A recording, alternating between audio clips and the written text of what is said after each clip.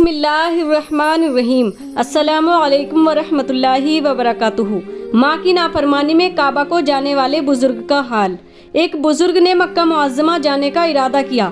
ان کی ایک ماں تھی جو ان کے مکہ جانے پر خوش نہ تھی۔ یہ بزرگ منت و سماجت کے باوجود انہیں راضی نہ کر سکے اور مکہ شریف کے لیے روانہ ہو گئے۔ ادھر ان کی ماں نے بارگاہ الہی میں گریہ وزاری کے ساتھ دعا کی کہ پروردگار عالم، میرے بیٹے نے مجھے جدائی کی آگ میں جلایا ہے، تو اس پر کوئی عذاب نازل فرما دے۔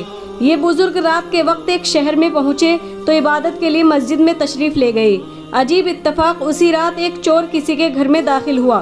مالک مکان کو جب چور کے آنے کا علم ہوا تو وہ چور کے پیچھے بھاگا اور چور جلدی سے مسجد کی طرف بھاگا۔ لوگوں نے چور کا پیچھا کیا تو چور مسجد کے دروازے کے پاس آ کر غائب ہو گیا۔ لوگ یہ سمجھ کے کہ وہ مسجد میں ہی گیا ہے اندر چلے گئے۔ وہاں دیکھا یہی بزرگ کھڑے نماز پڑھ رہے ہیں۔ انہیں پکڑ کر حاکم شہر کے پاس لے گئے۔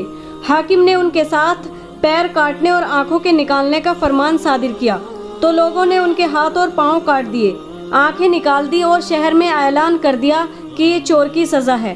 بزرگ نے فرمایا، یہ مت کہو کہ چور کی سزا ہے، بلکہ یہ کہو یہ ماں کی اجازت کے بغیر طواف کعبہ کا ارادہ کرنے والے کی سزا ہے۔ جب لوگوں کو معلوم ہوا کہ یہ تو ایک بزرگ ہیں اور ان کے حال سے واقف ہوئے تو رونے لگے اور انہیں ان کے عبادت خانے کے پاس لا کر چھوڑ گئے۔ ان کا تو یہ حال ہے، ادھر ان کی ماں اسی عبادت خانے کے اندر یہ دعا کر رہی تھی، اے پروردگار، اگر تو نے میرے بیٹے کو کسی مصیبت میں مبتلا کر دیا ہے تو میرے پاس لوٹا دے تاکہ میں اسے دیکھ لوں۔ ماں تو اندر یہ دعا مانگ رہی ہے اور بیٹا دروازے پر صدا دے رہا ہے، میں ایک بھوکا مسافر ہوں، مجھے کھانا کھلائیے۔ نہ بیٹے کو معلوم کہ اپنے ہی دروازے پر صدا دے رہا ہے، نہ ماں کو پتا کہ یہ بھوکا مسافر میرا ہی بیٹا ہے۔ ماں نے کہا دروازے کے پاس آؤ۔ مسافر نے کہا میرے پیر نہیں ہیں، میں کیسے آؤں؟ ماں نے کہا ہاتھ بڑھاؤ۔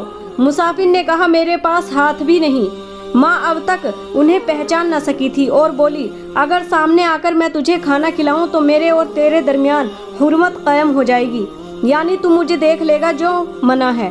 یہ بولے آپ اس کا بھی اندیشہ نہ کریں، میں نگاہوں سے محروم ہوں۔